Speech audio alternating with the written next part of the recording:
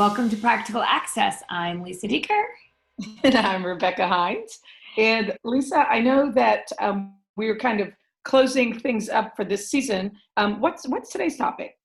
Well, we'd planned to start on soft skills and social emotional learning, but we kind of got a plea for a question that I feel like we should maybe answer in the online and the face-to-face world to kind of end season one and transition us into season two. So the question is, and it's a good question, is how do we take the greatest advantage of the beautiful skills from those service professionals who can push into a co-taught class such as speech, second language teachers, OT, PTs, and what would that look like and be most effective? And so, I immediately got that question. I thought, all right, well, I'm going to start really, really simple and just say that, if we all could coalesce, whether it's face-to-face or online, around what we want a kid to learn at the end of the lesson, I think we all could do a better job of using everybody in the environment, no matter where it is, when it is, including parents, even the student.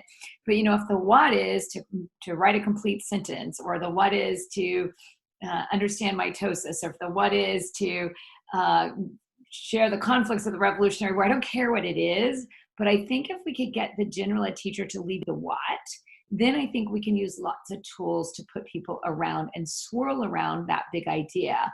But I think it's when we act in isolation, whether it's face-to-face or in an online world, without a clear, what I like to call the bullseye, I think it doesn't matter who we have in the space. I think we all can be making it more confusing instead of more synergistic. So that's kind of my very beginning, simple place to start. Well, I agree. I agree with that big picture view. So let's think about some practical things that parents, teachers, anyone can do. And I will start in the online environment, since we're kind of segueing away from that. But even the right now of it, a couple of thoughts. One is, we've been doing, as you know, some live streaming of different types of lessons, and they've been very intentionally inclusive. And an example of something that somebody took kind of an OT mindset but shared it with the broad audience was to create this tabletop tennis game where kids created out of cardboard their own little ping pong-ish racket, and the instructor showed them how to make a blow up a little balloon and how you could use this for ping pong. So you could, if you were teaching a language arts lesson, and you were collaborating with somebody who was perhaps an OT because you knew you had kids with physical needs, you could do that pre-planning just to say, hey, I want to weave in a little movement device because you've got, Horatio in your class and he's working on these skills. And so maybe we would come up with students reading, instructions, following written instructions to create something. So they're doing some reading. But then this student who needs to really work on his OT is creating something that literally he can practice those types of skills. So it's fun for everybody, but one student specifically needs that type of work because of his IEP and his needs.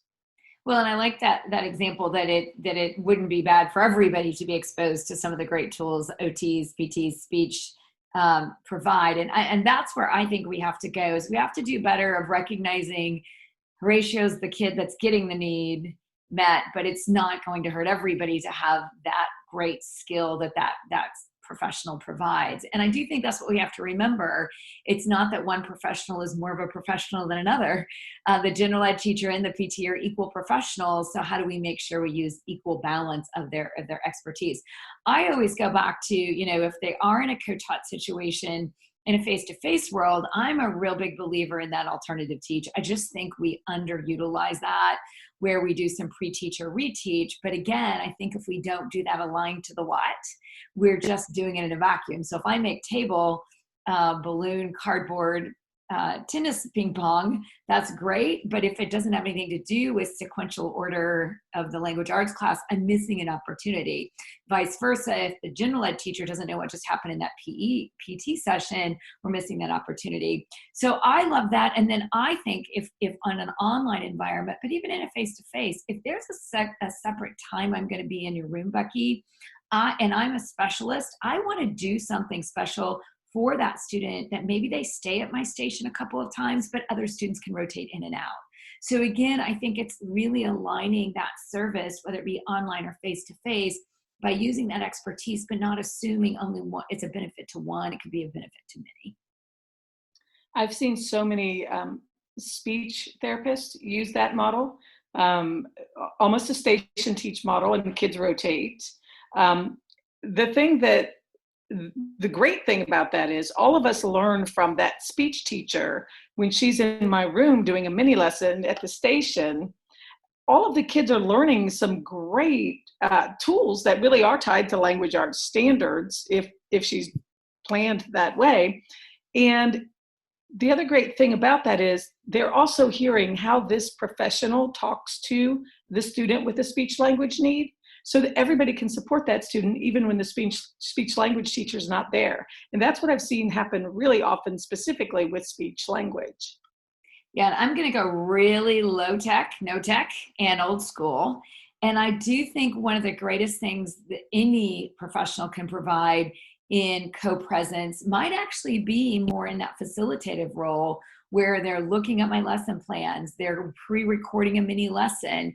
Here's a great way to make sure you're holding your pencil. Parents and teachers and students triple check.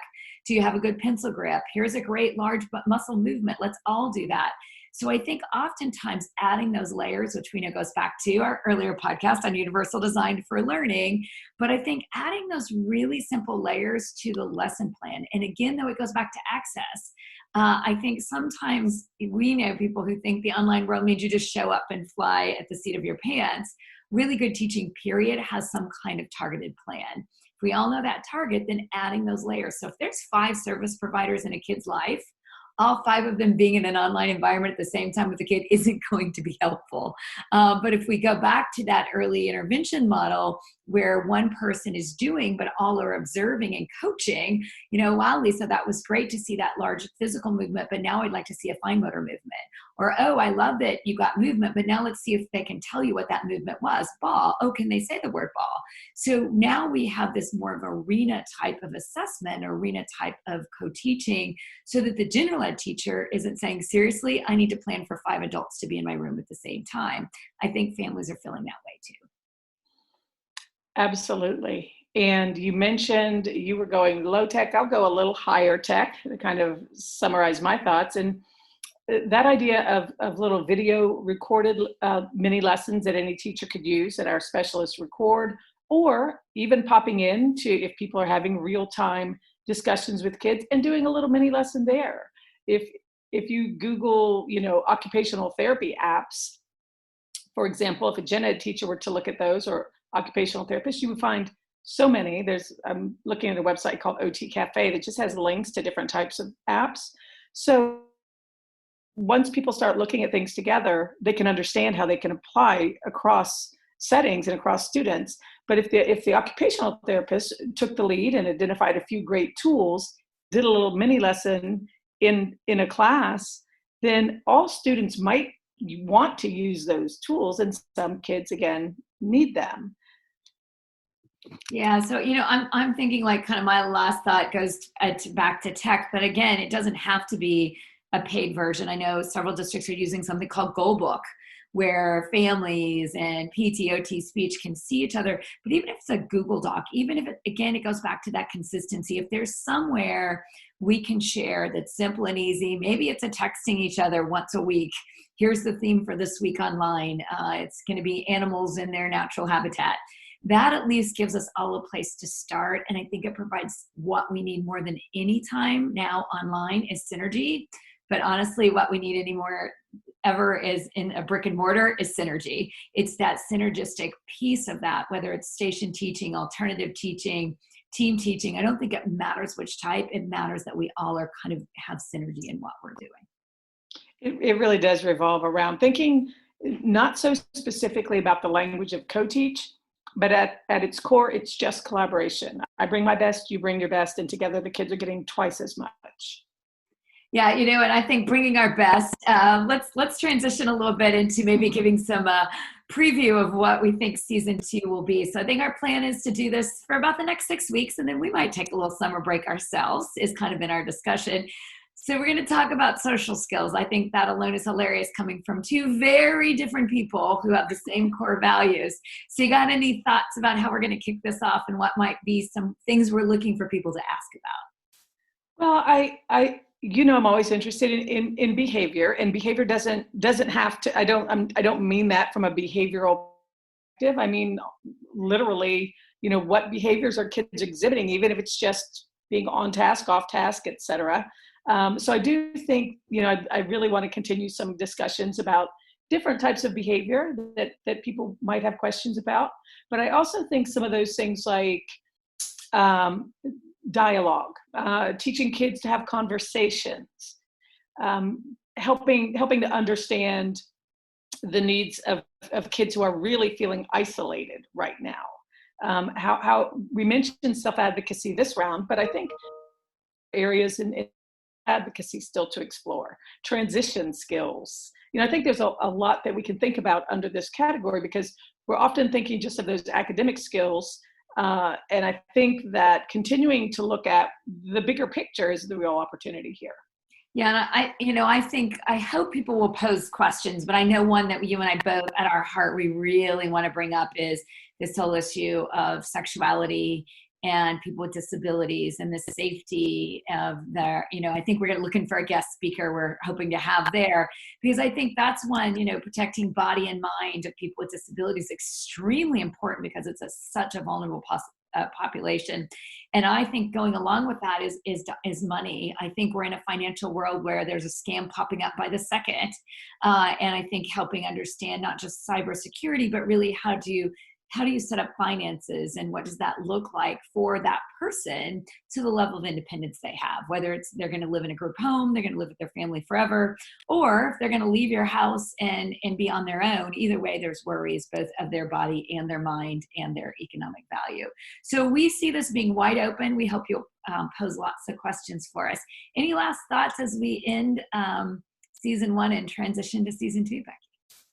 No. Just, I say no, and then I start talking. Yes, Lisa. Okay. My overall thought is, first, I appreciate people taking a moment to listen in.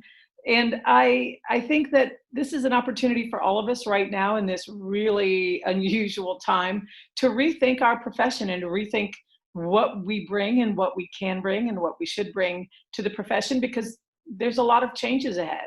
So those of us who have been, for whatever reason, feeling like we haven't had our foothold because things change so often, especially in the field of special education, it does feel like it always changes. I think this is a chance to really redefine ourselves as true experts and spend some time over these last few weeks of the traditional school year and into the summer thinking about what do we want the future to look like for special ed. Yeah, and I think, that's what I really like about this season 2 is, to me, summer's a great time to say, what is missing? We're not going to be hitting about academics, but what are you missing in your curriculum about, mind, body, and spirit, to really make sure we're thinking about people with disabilities having the future they want, not the ones we want for them. And I think that's value. And then I think we have to acknowledge we're both pretty excited that 1,000 people have downloaded our podcast now. We're on iTunes, iHeart, which means more than our own mothers have listened to it at this point in time, because I wasn't quite sure if anybody would listen. But we do encourage you to share this as it's helpful, and we really appreciate you being with us. Please do Twitter us questions. Or tweet us questions, whichever you would like. Becky and I have this discussion all the time. Twittering is my favorite word, and I know it's not a word, but do tweet us some questions and practical access. Thank you, and we look forward to having you listen to season 2.